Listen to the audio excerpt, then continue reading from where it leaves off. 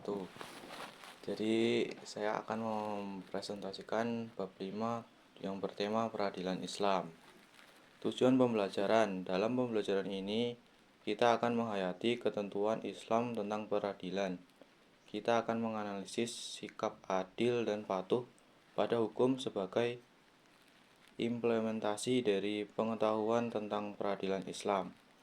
Selain itu, kita akan memahami hikmah di balik peradilan Islam dan bagaimana mengomunikasikan penerapan ketentuan tersebut dalam kehidupan sehari-hari. Pengertian peradilan Islam. Peradilan dalam Islam dikenal dengan istilah kode. Secara bahasa, kode berarti menetapkan sesuatu dan menghukuminya. Dalam konteks hukum, kode berarti memutuskan perselisihan yang terjadi antara dua belah pihak atau lebih dengan berlandaskan hukum Allah SWT. Orang yang berwenang memutuskan perkara ini disebut sebagai hakim atau qadhi. Peradilan Islam menekankan pentingnya keadilan dalam setiap keputusan hukum. Dasar hukum lembaga peradilan. Dasar hukum lembaga peradilan Islam terdapat dari Al-Quran dan hadis. Ijma ulama. Al-Quran mengajarkan pentingnya keadilan sebagaimana ditegaskan dalam surat An-Nisa ayat 65.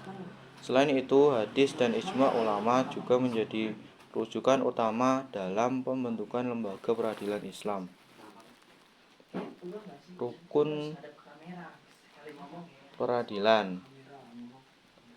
Dalam peradilan Islam terdapat beberapa rukun yang harus dipenuhi. 1. Hakim qadhi yang berwenang memutuskan perkara. 2. Hakim yang menjadi dasar putusan.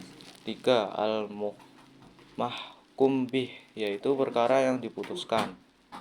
4. Al-mahkum alaih, yaitu pihak yang dikenai putusan. 5. Al-mahkumlah, yaitu hak atau kewajiban yang diputuskan. 6. Putusan yang diambil oleh hakim. Hakim dalam Islam harus memiliki beberapa syarat, antara lain beragama Islam, balik, cerdas, adil, bijaksana. Mereka harus memahami hukum Islam secara mendalam dan mampu menerapkan dengan tepat. Selain itu, hakim harus sehat jasmani dan rohani, serta mampu mendengar, membaca, menulis, dan memahami bahasa Arab. Syarat-syarat hakim. 1. Beragama Islam. 2. Balik dan cerdas, mampu memutuskan perkara dengan adil dan bijaksana. 3. Laki-laki dewasa yang merdeka sesuai Al-Quran surah An-Nisa ayat 34. 4. Berkelakuan adil berdasarkan keadilan dan kebenaran. 5. Menguasai isi pokok hukum dan cabangnya, Al-Quran, hadis, dan ijma ulama. 6. Sehat jasmani dan rohani. 7. Mendengarkan, membaca, dan memiliki ingatan yang kuat. 8. Mampu berijtihad dan menguasai metode ijtihad. 9. Memahami bahasa Arab dengan baik. Kesaksian dalam peradilan Islam. 1. Kesaksian yang tidak bisa menerima kurang dari 4 orang saksi, yaitu kesaksian zina.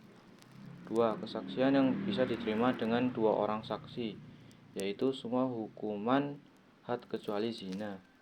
3. Kesaksian yang bisa diterima dengan seorang saksi, yaitu kesaksian yang berkenaan dengan hilal Ramadan. Saksi yang tertolak. Saksi yang dapat ditolak dalam peradilan. 1. Saksi yang tidak adil dan orang yang fasik. 2. Saksi yang gila. 3. Saksi perempuan di rumah terdakwa. 4. Saksi seorang anak kepada ayahnya. 5. Saksi seorang ayah kepada anaknya. 6. Saksi seorang musuh kepada musuhnya. Kesaksian orang buta. Kesaksian orang buta menjadi perdebatan di kalangan ulama. Ada yang mengatakan kesaksian tersebut tidak diterima, sementara menurut Qadhi Abu Thayyib, kesaksian orang buta dapat diterima apabila mendengarkan dari berbagai sumber, termasuk dari orang lain atau hak kepemilikan. Proses persidangan dalam peradilan Islam. 1. Hak materi gugatan. 2. Mudda'i atau penggugat. 3. Mudda'alaih tergugat. 4. Mahkum bih keputusan. 5. Mahkum alaih pihak yang dikenai putusan. Penggugat mudda'i. Mudda'i adalah seorang yang mengajukan gugatan atas pihak yang tergugat karena merasa telah dirugikan. Gugatan dapat berupa materi atau hak yang diperkara oleh kedua belah pihak yang bersengketa. Penggugat harus membuktikan kebenaran gugatan disertai bukti akurat, saksi yang adil, dan melakukan sumpah. Syarat penggugat. 1. Gugatan disampaikan secara tertulis yang ditunjukkan kepada pengadilan dan ditandatangani oleh penggugat. 2. Gugatan harus dirumuskan secara jelas dan rinci. Tafsil. 3. Tuntutan dalam gugatan harus sesuai kejadian perkara. 4. Gugatan harus memenuhi persyaratan yang ditetapkan oleh peradilan. 5. Penggugat harus menunjuk orangnya. 6. Penggugat dan tergugat sama-sama mukallaf, baligh, dan berakal. 7. Penggugat dan tergugat sama-sama tidak dalam keadaan berperang agama. Tergugat Mudda'alaih adalah pihak yang digugat oleh penggugat. Tergugat harus menjawab gugatan yang diajukan kepadanya dan memberikan bukti serta saksi yang dapat memperkuat posisinya dalam persidangan. Pembelaan tergugat. 1. Tergugat harus menganggapi gugatan secara tertulis. 2. Tergugat harus menyediakan bukti dan saksi yang mendukung pembelaan. 3. Tergugat memiliki hak untuk